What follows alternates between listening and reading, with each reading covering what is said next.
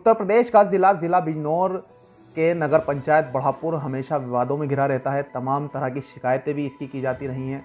अगर बात करें तो हाल ही में एक महिला कर्मचारी ने भी नगर पंचायत बढ़ापुर में जहर खा लिया था। तमाम तरह के गबन के आरोप भी इसके ऊपर लगाए गए थे। इस पर बात करने के लिए हमारे साथ चेयरमैन आबिद अंसारी हमारे साथ मौजूद हैं। उनसे बात करेंगे कि क्या सारा मामला है और क्यों ये जो सारी बातें हैं इस तरह की निकल कर आ रही हैं। चेयरमैन साहब, बहुत बहुत स्वागत है हमारे यूट्यूब चैनल में। किस तरह से देखते हैं कि ये जो मीनू देवी का प्रकरण है, जहर खाना, जो पैसे का गबन की भी बात सामने आ रही है, क्या लगता है आपको इसमें पूरे में क्या मामला है? अब इसके बारे में मेरी ईओ साहब से बात हुई थी, तो उन्होंने मुझे ये कहा, जब मैंने उनसे मालूम किया मैंने ये क्या हुआ ईओ साहब, तो उन्होंने, हालांकि जहर खाने के 2 दिन पहले मेरी उनसे बात हुई थी, तो वो ये कि उन्होंने कहा कि मीनू जो है, चेयरमैन साहब इनकी बहुत शिकायत आ रही हैं, लोगों जो हाउस टैक्स जमा करते हैं वो रसीदें उनके पास है, इन्होंने अभी तक रजिस्टर में एंट्री नहीं की है, की वजह से उनको दिक्कत आ रही थी।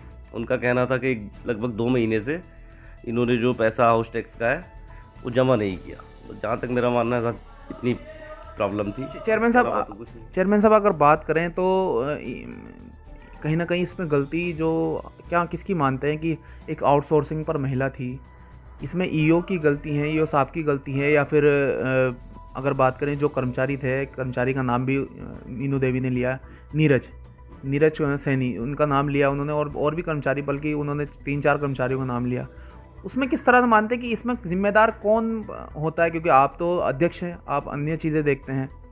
ईओ एक जो प्रशासनिक पद कहला जाता है एक तरह से, उनकी जिम्मेदारी बनती है या नीरज साहब की? किसकी जिम्मेदारी है इसमें? नहीं, ईओ साहब की जिम्मेदारी है उसको चेक करने की कि किसकी गलती है क्या नहीं, वो तो मैं नहीं बता सकता। जो हाउस टैक्स की बात थी, जहाँ तक मेरा मानना है वही गलती थी कि उसने जमा नहीं किया, इसी की वजह से ईओ साहब ने उसको डांटा था कि भाई नहीं, छोटा सा एक मतलब मेरा सवाल है कि जो आउटसोर्सिंग पर महिला थी, आउटसोर्सिंग पर जो है ना, इस तरह का काम नहीं दिया जा सकता है टैक्स का, जो कि हमारे यहाँ कमी है, इस चीज़ की कमी है हमारे यहाँ। जो है, जो जितने टैक्स कलेक्टर थे पहले वो रिटायर्ड हो गए, बड़े बाबू रिटायर्ड हो गए, तो इसकी वजह से हमारे यहाँ पे दिक्कत हो रही है, तो आउटसोर्सिंग के कर्मचारियों से काम चलाना पड़ रहा है। ये समस्या हमारे सामने। चेयरमैन साहब, अगर बात करें, ये तो बात चलो बहुत पुरानी होती चली आ रही है, लगभग 6-7 दिन हो गए इस बात को।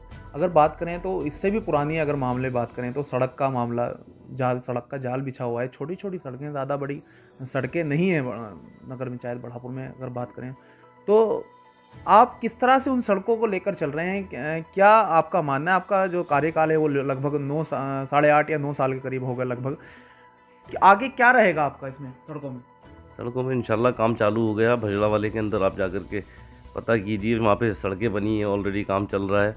मैं मोहल्ला पक्का बाग में काम चल रहा है और ईदगाह के सामने काम चल रहा है।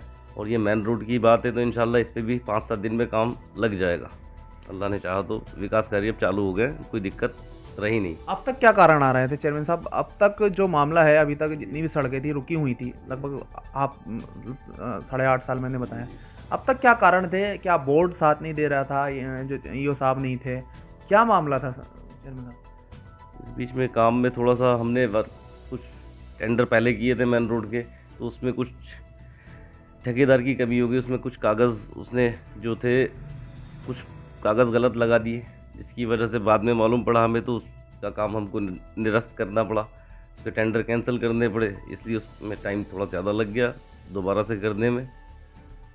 चेयरमैन साहब, अगर सड़क की बात करें, आपने जिक्र किया कि जो ठेकेदार था, तो उसमें उसके पेपर जो थे जितने भी थे, और उसने जो FDR फर्जी तरीके से लगाई थी, तो क्या इसमें आपकी जिम्मेदारी बन रही थी या ईओ साहब की जिम्मेदारी थी इसमें? टेक्निकल काम है साहब, ईओ साहब और जई साहब की जिम्मेदारी है, मेरा तो इसमें कोई रोल नहीं होता। कागज़ चेक करने का अधिकार उनका है, तो उसमें जो भी कमी रही, बाद में मुझे जब किसी ने अवगत कराया कि ऐसे ऐसे उसमें कुछ कमी है, तो मैंने ईओ साहब से जांच के लिए कहा, उनको जांच के आदेश दिए, तो उन्होंने जांच कराई, तो उसमें वो कागज़ गलत निकला, इसकी वजह से उनका काम कैंसिल करना पड़ा। तो FIR भी कराई गई थी इसमें? जी, FIR कराई है, ईओ साहब ने FIR दर्ज कराई थी उनके खिलाफ। चेयरमैन साहब, अगर बात करें तो लगभग अभी ज़्यादा वक्त नहीं बचा है चेयरमैनी के इलेक्शन में, तो क्या फिर से चुनाव लड़ेंगे और किन मुद्दों को लेकर जाएंगे? इंशाल्लाह जनता की मोहब्बत अगर साथ रही तो ज़रूर लड़ेंगे, और विकास में भी इंशाल्लाह जो जो चीज़ें यहाँ पे बाकी हैं, जैसे कि मेरी कोशिश है कि यहाँ पे कोई अच्छा अस्पताल बने, अच्छा स्कूल बने, इन चीज़ों की यहाँ पे समस्या इंशाल्लाह आगे उन्हीं पे ध्यान दिया जाएगा। तो क्या आगे मतलब ये मान के चलें कि जो अभी बहुत कम वक्त बचा, इस इन कम वक्त में, जितना भी वक्त बचा इस कम वक्त में, क्या आप इन चीज़ों पर खरे उतरेंगे? क्या कहेंगे, मतलब जो सड़कें हैं जो आपने कही, जो जो समस्याएं हैं? इंशाल्लाह सड़कों का काम बहुत तेज़ी से चल रहा है। सड़कों का काम इंशाल्लाह 1 से 2 महीने में सब कंप्लीट हो जाएगा, कोई समस्या नहीं रहेगी। जनता से क्या कहना चाहेंगे बढ़ापुर की? क्योंकि कहीं ना कहीं खासी नाराज़ देखी जाती है बढ़ापुर की जनता आपसे, अगर देखा जाए तो। मेरा मतलब जहाँ जहाँ तक मेरा मानना है कि लगभग सभी जनता मतलब 50-50 अगर कहा जाए तो जनता नाराज़ है। जी क्या कहना चाहेंगे जनता से? इंशाल्लाह जनता की नाराज़गी दूर करेंगे, जो भी नाराज़गी है घर घर जा कर के लोगों से मिलेंगे, उनकी समस्याओं को समझेंगे।